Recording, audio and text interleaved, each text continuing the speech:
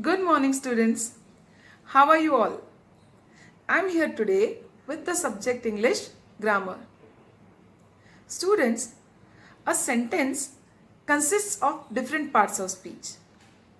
Out of all these parts of speech, the verb is most important because we cannot frame a sentence without a verb. Or we can say that a sentence always consists of a verb. So, our today's topic is verbs. So, let's start.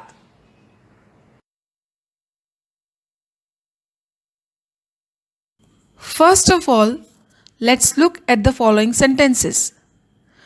Dr. APJ Abdul Kalam was a scientist par excellence. He served as the 11th President of India. He had a strong vision to transform India into a developed country. What are the words was, served, and had in these sentences? They are verbs.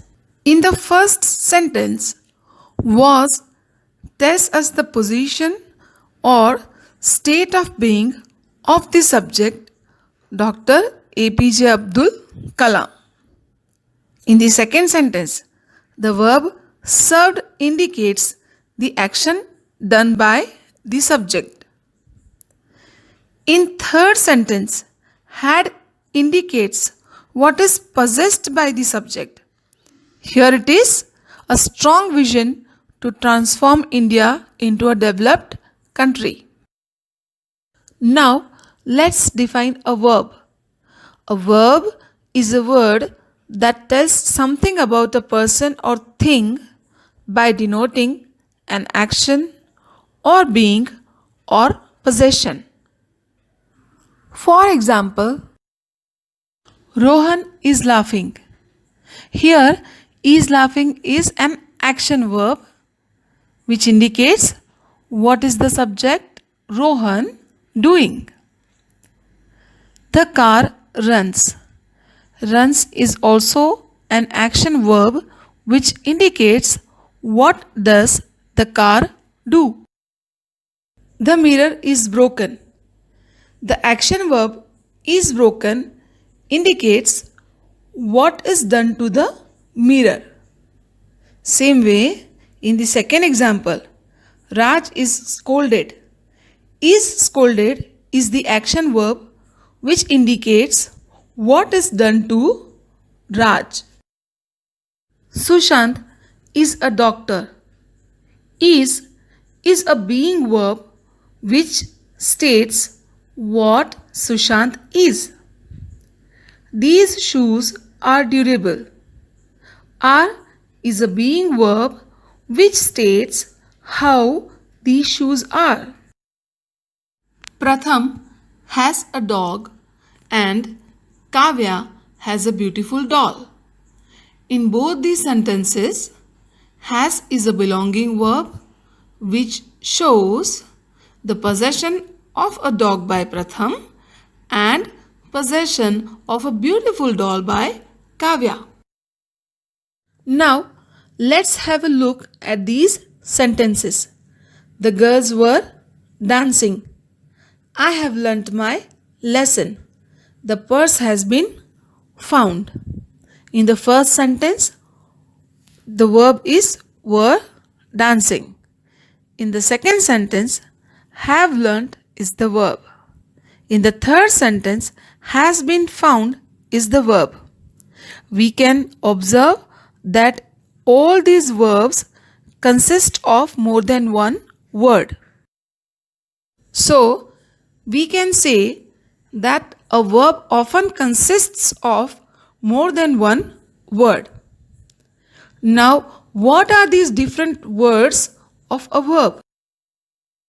In the first sentence, dancing is the main verb and were is an auxiliary verb which helps the main verb dancing. So it is also called helping verb. In the second sentence, learnt is the main verb and have helps it, and so it is a helping or auxiliary verb. In the third one, has been is the auxiliary verb which has the main verb found. Apart from main verbs, why do we need these auxiliary verbs? They are used to make tenses, passive forms, negative forms, and interrogative forms. There are three primary auxiliary verbs. The first one is to be.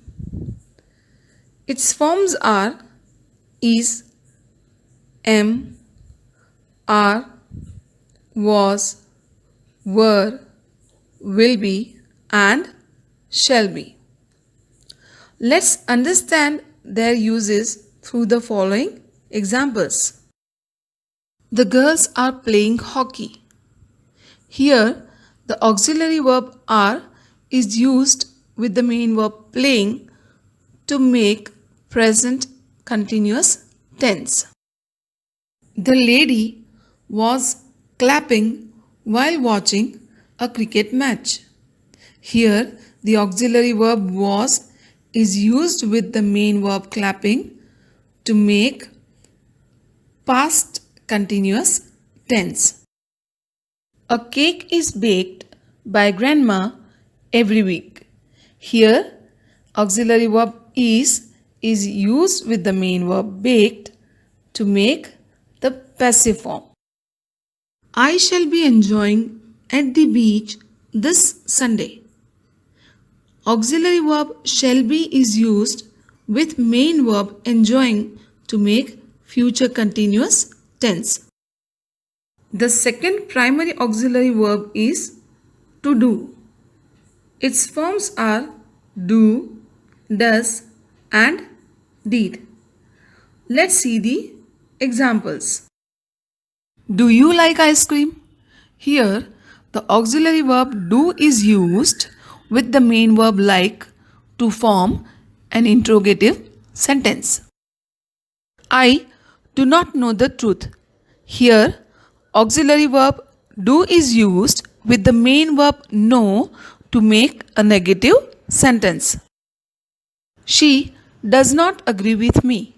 Here, auxiliary verb does is used with main verb agree to make a negative sentence. Did you finish your homework?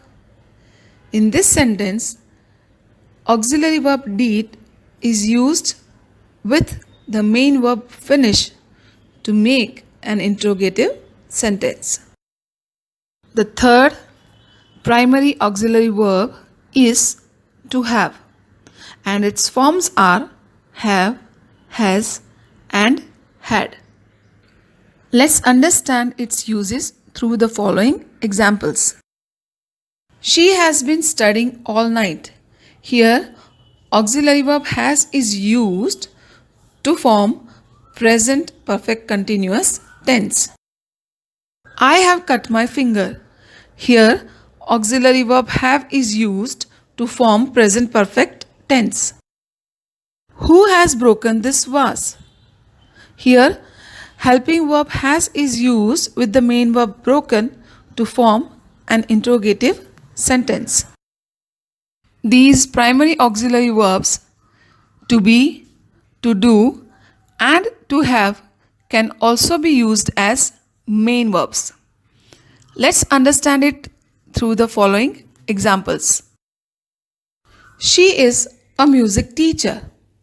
Here, is the main verb. In the other sentence, she is singing. Singing is the main verb and is the auxiliary verb. I did my homework. Did is the main verb. And in the second sentence, I did not do my homework. Did is the auxiliary verb which has the main verb do. I had my breakfast. Here had is the main verb, whereas in the second sentence, I had eaten my breakfast. Had is the auxiliary verb which has the main verb eaten. In addition to the three primary auxiliary verbs, there are 11 modal auxiliaries. They are will, would, shall, should, can, could, may, might, must, used to, and ought to.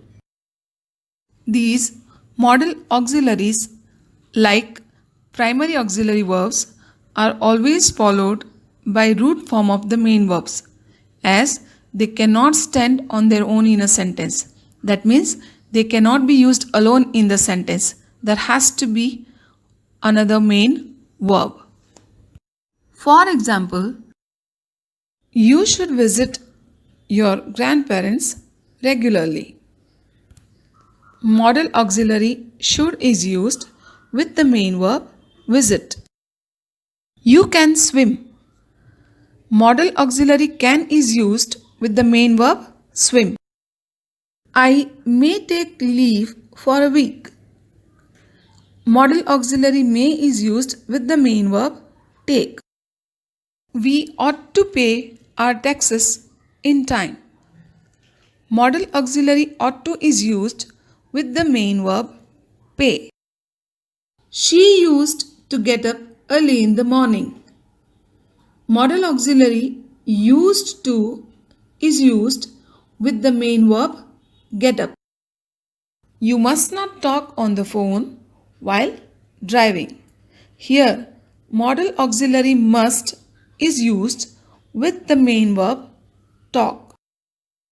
Students, today we learnt what are verbs, and we also learnt different aspects of verbs like auxiliary and main verbs and modal auxiliaries.